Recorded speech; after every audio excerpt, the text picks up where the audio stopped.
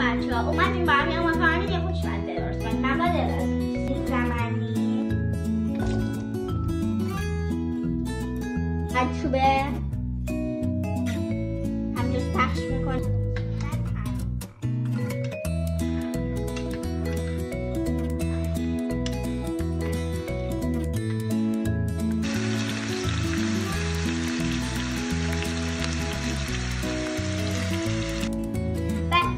سیب زمینیمون پخته شد. حالا نوبت پیاز.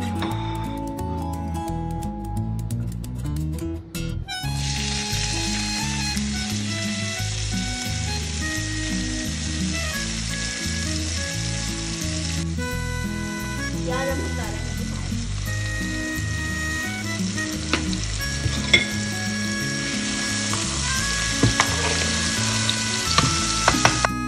یه بعدی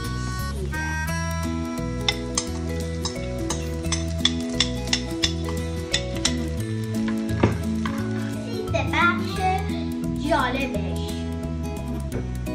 گوشت چرخ کرده.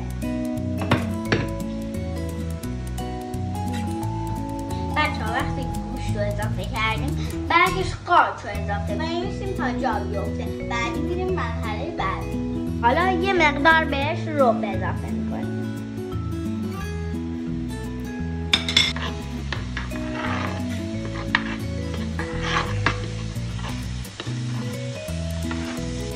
حالا سیب زمینی ها میریزیم تو همش میبریم به این صورت.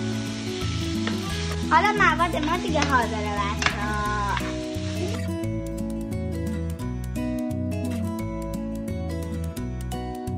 بچه‌ها.